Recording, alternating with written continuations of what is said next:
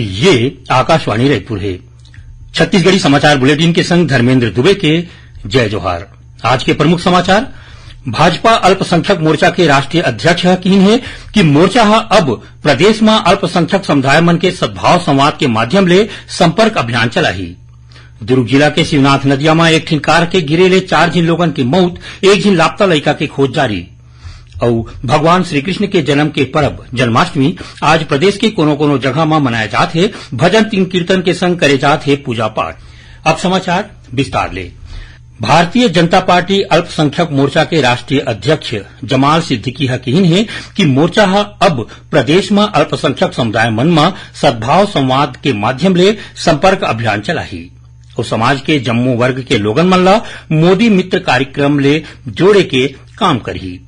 आज रायपुर में हुए अल्पसंख्यक सम्मेलन में ओमन पत्रकार वार्ता ला संबोधित करत कहिन कि प्रधानमंत्री अल्पसंख्यक समुदाय मन बर कतकोन कल्याणकारी योजना शुरू करे है, जेकर फायदा लोगन मन ला मिलत है। रायपुर में हुए कार्यक्रम में प्रदेश भर के भाजपा पदाधिकारी और कार्यकर्ता मन शामिल हुईन और अवैया विधानसभा चुनाव के संगे संग कतकोन विषय ऊपर गोट-बात करेगिस। दिल्ली में 9 सितंबर ले शुरू होवैया G20 शिखर सम्मेलन के पहली प्रधानमंत्री नरेंद्र मोदी आज भू राजनैतिक अनिश्चितता, विश्वसनीय वैश्विक संस्थान मन के जरूरत और वित्तीय रूप ले गैर जिम्मेदारना नीति मन के सेती आगू आए खतरा ले जूझत विश्व में भारत के योगदान ऊपर अपन विचार राखिन। एक मीडिया संगठन ला दे साक्षात्कार में प्रधानमंत्री कहन कि सरकार पाछू 9 साल में सबका साथ, सबका विकास, सबका विश्वास और सबका प्रयास ला आगू लाए के काम करत है। दुर्ग जिला में स्थित शिवनाथ नदिया में पाछू रतिहा एक ठिन कार के गिरे ले 4 झिन लोगन के मौत होगी। वहीं 1 झिन आने लइका के खोज करे जात है। पुलगांव थाना प्रभारी ले मिले जानबा के मुताबिक काली रतिहा कार में 5 झिन लोगन मन राजनांदगांव ले दुर्ग आवत रहीन। यही दौरान छोटे पुलिया ला पार करत बेरा कार अंते दंते होके नदिया में गिर गए। घटना के जानबा मिलते आज बिहनिया एसडीआरएफ और गोताखोर मन के टीम खोजबीन शुरू करीन। करीबन 4 घंटा के बाद गाड़ी और ओमा फंसे 2 झिन लइका के संगे संग 4 झिन लोगन मन के शव ला बरामद कर लेगिस। उन्हें 1 झिन आने लइका के खोज करे जात है। इति शक्ति जिला के कनईडीह नगर नार के नरवा में नहावत बेरा काली 2 झिन मनखे मन बुड़ गए। उखर मन के शव ला बरामद कर ले गए है। प्रधानमंत्री नरेंद्र मोदी सिर्फ 4 साल में नल के माध्यम ले जल कनेक्शन के संख्या 3 करोड़ बाढ़ के 13 करोड़ होए ऊपर लोगन मन ला बधाई दे हवे। एक टीन सोशल मीडिया पोस्ट में मन कहन कि जल जीवन मिशन ले लोगन मन ला साफ पानी देवाए और उखर जिंदगी मन ला सार्वजनिक स्वास्थ्य ठीक ठाक करे में मील के पत्थर साबित होवत है। जसपुर जिला के बगीचा थाना क्षेत्र के दनगरी वाटरफॉल में घूमे बर आए 1 झिन महिला शिक्षक के संग दुष्कर्म के मामला आगू आए है। ये मामला में 2 झिन आरोपी मन के खिलाफ पंडरा पाठ पुलिस चौकी में मामला दर्ज करेगी है। पुलिस आरोपी मन के तलाश शुरू कर दे है। ये दोनों मनखे बलरामपुर जिला के कुसमी इलाके के हरे। ये मामला में भाजपा विधायक और प्रदेश प्रवक्ता रंजना साहू कांग्रेस सरकार ऊपर माईलोगिन मन के सुरक्षा बने ढंग ले नहीं करे के आरोप लगाए है। ओमन कहन कि मुख्यमंत्री के ए मामला में अब तक कोनो प्रकार के बयान नहीं आए है। ओमन कहन कि पुलिस ऊपर आरोपी मन के खिलाफ कार्रवाई नहीं करे के दबाव बनाया जात है। तो उन्हें सांसद गोमती साय और जसपुर जिला पंचायत अध्यक्ष रायमुनि भगत एक घटना के निंदा करत आरोपी मन ला जल्दी गिरफ्तार करे के मांग करे है। व्यावसायिक परीक्षा मंडल डहार ले प्रदेश के शासकीय औद्योगिक प्रशिक्षण संस्था मन में छात्रावास अधीक्षक और छात्रावास अधीक्षिका के होए परीक्षा के परिणाम घोषित कर दे गए है। ये पद मन में नियुक्ति ऑनलाइन करे जाही। अभ्यर्थी मन आज ले 9 सितंबर तक संचालनालय के वेबसाइट में जाके ऑनलाइन काउंसलिंग में शामिल हो सकते हैं।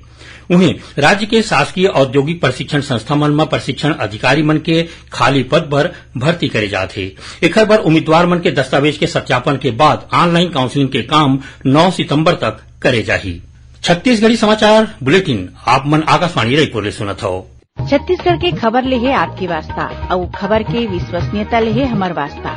आकाशवाणी समाचार रायपुर के प्रादेशिक समाचार बुलेटिन के संगे संग हमार समसामयिक कार्यक्रम आप रेडियो के संग अपन मोबाइल में घलो सुन सकत हो। आकाशवाणी समाचार फेसबुक, ट्विटर और यूट्यूब में घलो हावय। हमार फेसबुक पेज हरे Chhattisgarh news on AIR, Twitter handle CGAIR news और हमार यूट्यूब चैनल हरे छत्तीसगढ़ AIR न्यूज। तो अब रेडियो के संगे संग आपके मोबाइल के माध्यम ले हम आप तक पहुंचत हन। छत्तीसगढ़ के हर खबर पर सुनत रहो आकाशवाणी समाचार। अब आगू बढ़ो बाँचे समाचार को थी।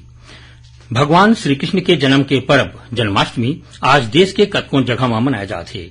वहीं प्रदेश में घलो कोनो जगह में आज श्री कृष्ण जन्माष्टमी मनाए जाते। ये मौका में राजधानी रायपुर के संगे संग प्रदेश के जम्मू कृष्ण मंदिर मन विशेष ढंग ले सजाए गए है और संगे संग रतिहा में विशेष पूजा पाठ के बाद भजन कीर्तन के कार्यक्रम रात भर चलही। श्री कृष्ण जन्माष्टमी मनाए के दूसर दिन दही लूट के कार्यक्रम घलो विशेष ढंग ले करे जाथे और एकर तैयारी राजधानी के संगे संग जम्मू जिला मन में चलत है। जांजगीर चांपा जिला के गांव परसाही बाना में पाछू 4 सितंबर के शराब पियले 2 झिन भाई के संगे संग 3 झिन लोगन के मौत होए रहीस। ए मामला में पुलिस 1 झिन माई लोगिन के संगे संग 2 झिन लोगन मन गिरफ्तार कर ले है। पुलिस के मुताबिक एमन शराब में जहरीला जिनिस मिलाए रहीन जेकर पियले ए तीनों मनखे के मौत हो गए। राज्य सरकार 2 IAS अधिकारी मन के प्रभार में बदलाव करे है। दुर्ग संभाग के आयुक्त महादेव कावरेला आवास और पर्यावरण विभाग के विशेष सचिव के संगे संग आबकारी आयुक्त के उपराहा प्रभार सौंपे गए है तो उन्हें जनक प्रसाद पाठक ला दुर्ग संभाग के आयुक्त बनाए गए है। जांजगीर चांपा जिला के अकलतरा में 1 झिन व्यापारी ले लूट के मामला आगुआ है। पुलिस ले मिले जानबा के मुताबिक फटफटे में बैठे 2 झिन नकाबपोश मनखे मन व्यापारी के ऑफिस में घुस के लूट मार करीन। ये मनखे मन व्यापारी ला कट्टा दिखा के और उखर तीर रखे करीबन 6.5 लाख रुपया ला लूट के भाग गए। पुलिस का मामला दर्ज करके आरोपी मन के तलाश शुरू कर दे है। जांजगीर चांपा जिला के पुलिस लाइन खोखरा में 15 ले 23 दिसंबर तक अग्निवीर भर्ती रैली राखे गए है। इस बारे में कलेक्टर रीचा प्रकाश चौधरी और कर्नल एन सेमल टी आज रैली स्थल के निरीक्षण करके जरूरी दिशा निर्देश दिन। उमन रैली में भाग लेबर आने जिला के लिए अवैया अभ्यर्थी मन के सुविधा भर रेलवे और बस स्टैंड ले भर्ती वाले जगह तक जाए बर चिन्हारी लगाए और रेहे के व्यवस्था करे के निर्देश दिन। प्रदेश में अवैया 24 घंटा के दौरान गरज चमक के संग कतकोन जगह में हल्का ले मध्यम वर्षा होए के संभावना है। मौसम विभाग ने मिले जानबा के मुताबिक एक द्रोणिका बीकानेर, रायपुर, कलिंगपट्टनम और ओखर तीर तखार के क्षेत्र में फैले है जेकर सेती प्रदेश में काली 1-2 जगह में वर्षा के संग गाज गिरे के संभावना घलो बताए गए है। अब थोड़ कुछ समाचार सार में। पद्म पुरस्कार पर नामांकन जमा करे के आखिरी तारीख 15 सितंबर है। पुरस्कार की घोषणा गणतंत्र दिवस के मौका में करे जाही। G20 के तहत आकाशवाणी केंद्र रायपुर कोतिले आज संझा रंग मंदिर सभागार में काव्य संध्या के आयोजन करे जाथे जेमा हिंदी, उर्दू और छत्तीसगढ़ी कवि मन अपन कविता प्रस्तुत करही। छत्तीसगढ़ योग आयोग के अध्यक्ष ज्ञानेश शर्मा आज रायपुर के सड्डू स्थित कुशाभाऊ ठाकरे वार्ड में 44वां निःशुल्क योग कक्षा के शुभारंभ करेन। रायगढ़ जिला के पुसौर और तमनार विकासखंड में काली शिक्षक दिवस सम्मान राखे गिस। एमा 25 जिन शिक्षक मन ला सम्मानित करेगिस। एती शिक्षक दिवस के मौका में काली नगर निगम रायपुर कोतिले 75 जिन शिक्षक मन के सम्मान करेगिस और शासकीय औद्योगिक प्रशिक्षण संस्था राजनांदगांव में अवैया 11 सितंबर के रोजगार मेला के आयोजन करे जाही। आखिर में प्रमुख समाचार एक घाव फेर। भाजपा अल्पसंख्यक मोर्चा के राष्ट्रीय अध्यक्ष कहन है कि मोर्चा अब प्रदेश में अल्पसंख्यक समुदाय मन में सद्भाव संवाद के माध्यम ले संपर्क अभियान चलाही। दुर्ग जिला के शिवनाथ नदिया में 1 झिन कार के गिरे ले 4 झिन लोगन के मौत, 1 झिन लापता लड़का की खोज जारी। और भगवान श्री कृष्ण के जन्म के पर्व जन्माष्टमी आज प्रदेश के कोनो जगह में मनाया जाथे। भजन कीर्तन के संग करे जाथे पूजा पाठ। एक संग छत्तीसगढ़ी समाचार बुलेटिन इहे सिरावत है। जय जोहार।